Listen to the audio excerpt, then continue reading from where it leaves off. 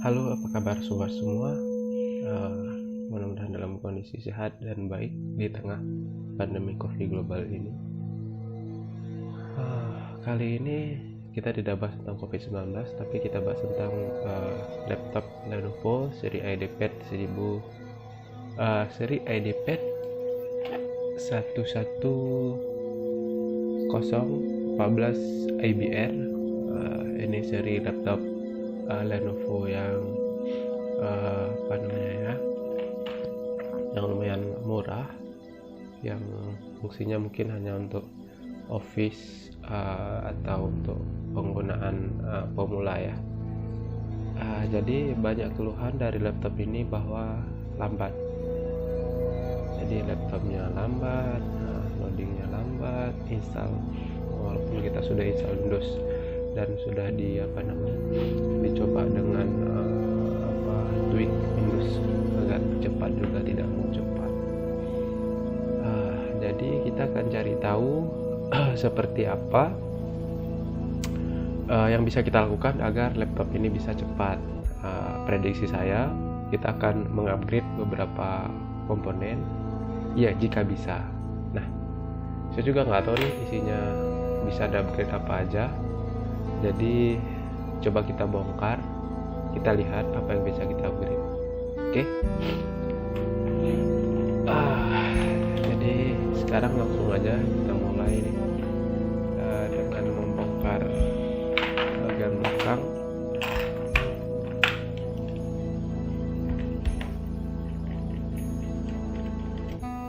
Selalu saya tegaskan untuk membuka baut dari komponen dari casing laptop itu pastikan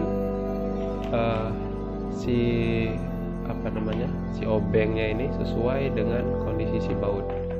Jadi jangan paksakan dengan keadaan baut kecil dengan obeng besar atau sebaliknya, karena itu akan merusak bautnya. Jadi kedepannya kita akan, saat kita buka atau kita kuatkan ke bautnya, itu bakalan dol.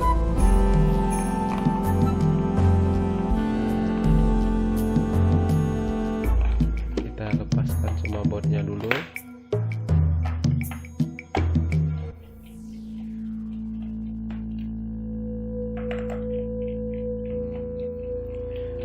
Ini juga sudah saya coba dengan Windows yang light ya. Ada satu Windows versi Windows 10 Pro, tapi sudah coba dimodifikasi oleh modifikator.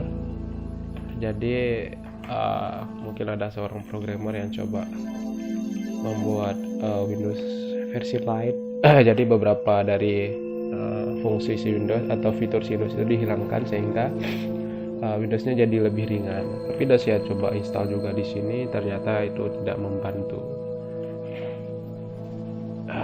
Jadi salah satu cara lain, kita harus coba meng-upgrade komponennya. Ini CD-ROM-nya. Oke, saya pindahkan. Di bawah CD-ROM juga ada 3 baut tipis pendek. Nah, itu juga harus perhatikan jangan sampai kelewatan. Jadi saat kita bongkar casingnya nanti bisa patah ya.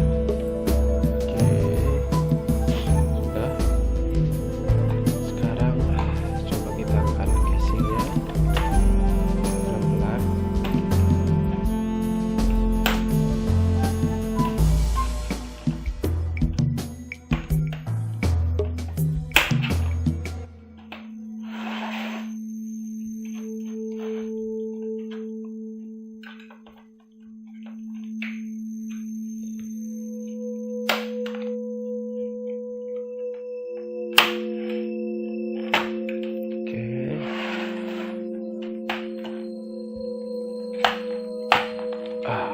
Sudah kita buka.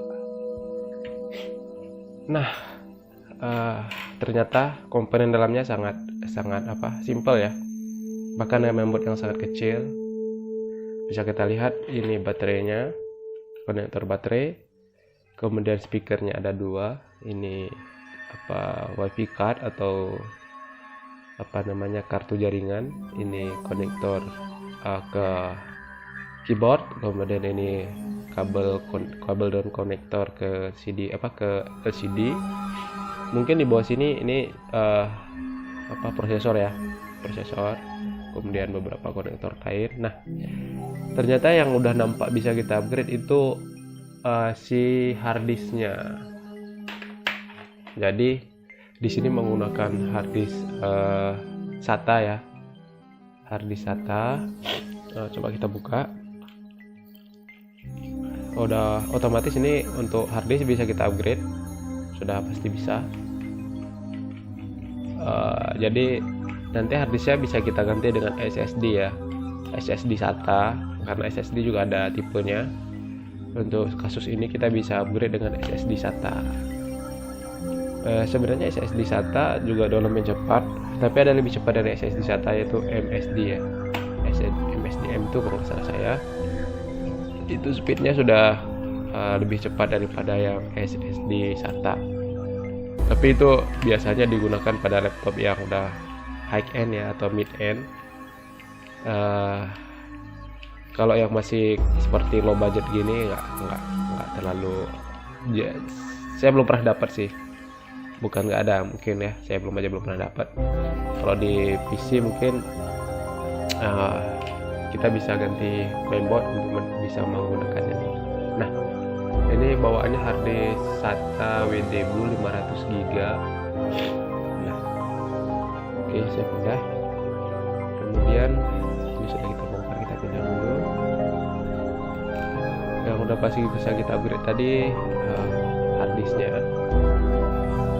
Coba saya buka bagian ini ya. Ini bagian dari heatsink prosesor. Dia sudah tidak menggunakan kipas. Setahu saya yang generasi barunya dari si prosesor si Intel katanya udah lebih dingin daripada versi sebelumnya. Jadi mereka bisa tidak menggunakan kipas, cukup dengan heatsink aja. Jadi udah seperti handphone prosesornya. Di handphone kan juga tidak menggunakan kipas, kecuali yang versi yang udah gaming pro misalnya ya, itu udah menggunakan liquid cooling ya, atau pendingin tambahan. Kalau di versi handphone biasa, yang smartphone biasa itu biasanya tidak. Nah, oke, ternyata heatsink. Kemudian di bawah heatsinknya coba kita lihat, ini ada prosesor Celeron. RAM-nya tidak bisa kita upgrade karena RAM-nya onboard. Ini chipset RAM-nya, dan masih ada sih 02 lagi, mungkin ini untuk versi 4 GB ya. Dia tidak dipasang, itu mungkin untuk versi 4 GB, tapi di modul PCB atau di mainboardnya masih ada tempat. Oke, ternyata tidak bisa kita upgrade RAM, kita cuma bisa mengupgrade harddisknya aja. Jadi harddisknya aja kita ganti dengan SSD nantinya. Oke. Jadi ini bisa kita tutup lagi karena di sini tidak bisa kita lakukan apa-apa.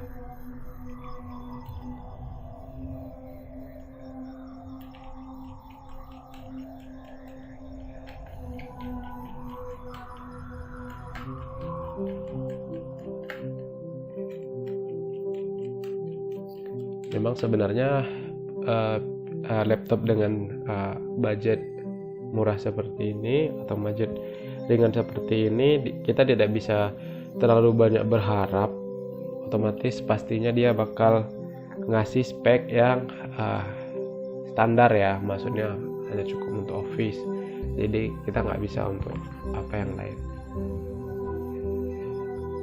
Oke, ini SSD nya.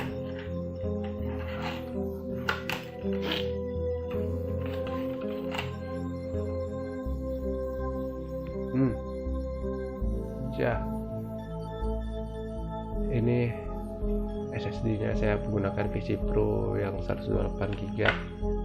Ini speednya lumayan kencang daripada yang lain ya, lumayan lah, dengan harga juga lebih terjangkau. Harganya tidak sampai 500 ribuan.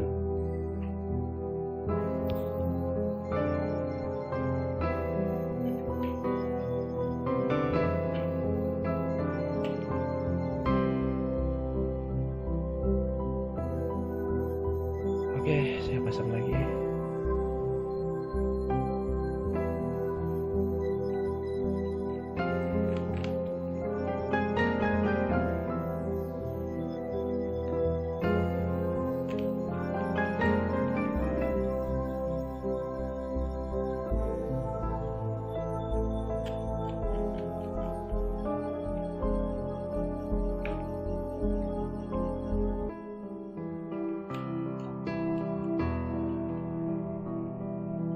Udah.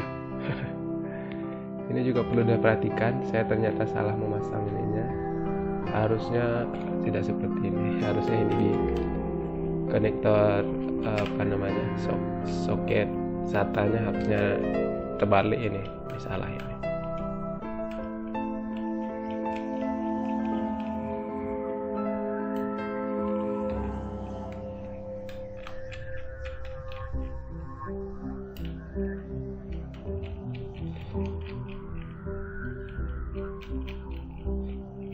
Untuk untuk SSD juga SATA ini juga macam-macam ya. Ada yang speednya lumayan kencang, ada juga speednya yang nggak terlalu kencang ya, tergantung budget ya. Tapi di mana-mana daripada harddisk otomatis SSD lebih cepat. Kemudian ada satu lagi namanya MSD, itu mungkin SSHD ya, SSHD itu gabungan antara SSD sama harddisk. Saya sendiri belum pernah coba pakai, tapi kawan-kawan bilang itu lebih cepat daripada harddisk, tapi tidak lebih cepat daripada SSD. Tapi lumayan, harganya lumayan dengan dengan size-nya yang besar, dengan ukuran penyimpanan yang besar, dia harganya lebih murah. Saya belum pernah coba pakai untuk yang SSHD itu ya. Tapi kalau sobat mau coba bisa, kayaknya boleh dicoba itu. Katanya harganya lebih terjangkau daripada SSD dengan dengan kapasitas lebih besar. Oke, kita pasang kembali bautnya.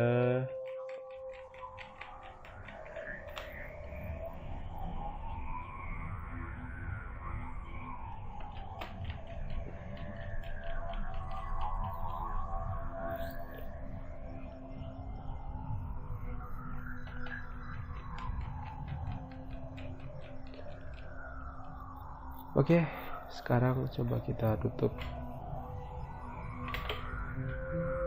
Casing sudah patah ternyata.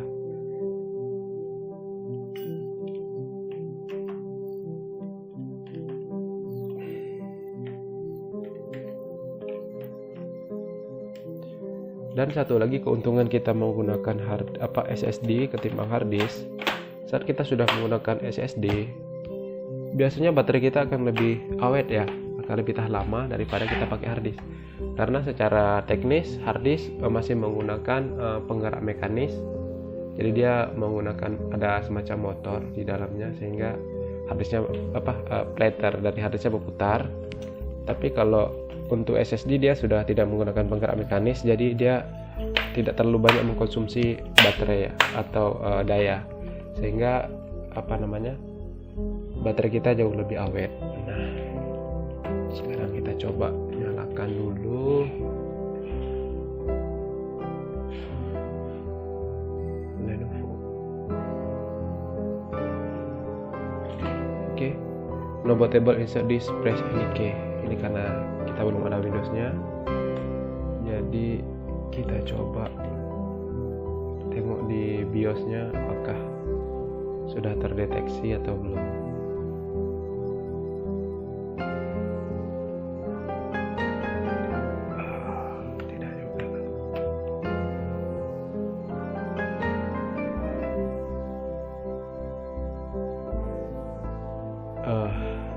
Sepertinya karena ini seri fastboot ya, agak susah sih kita cek. Nanti untuk mengeceknya sobat bisa langsung install, coba masukkan flash disk bootable instalasi. Nanti mungkin setelah itu bisa langsung kita lihat apakah sudah terbaca atau tidak ya. Biasanya tidak masalah ya dengan SSD, biasa langsung terbaca dia, tidak ada kendala. Jadi sepertinya sudah sampai di ujung kita ya, sudah. Jadi kita sudah lihat, sudah tahu bisa tidak di-upgrade laptop Lenovo seri 110 IBR ini dengan prosesor Celeron. Jadi pada intinya laptop ini ternyata tidak bisa kita upgrade RAM, hanya bisa kita upgrade mainboardnya saja, SSD-nya saja atau hard disk-nya saja, dan dia RAM-nya onboard. Oke. Sekarang saya tinggal merakitnya kembali.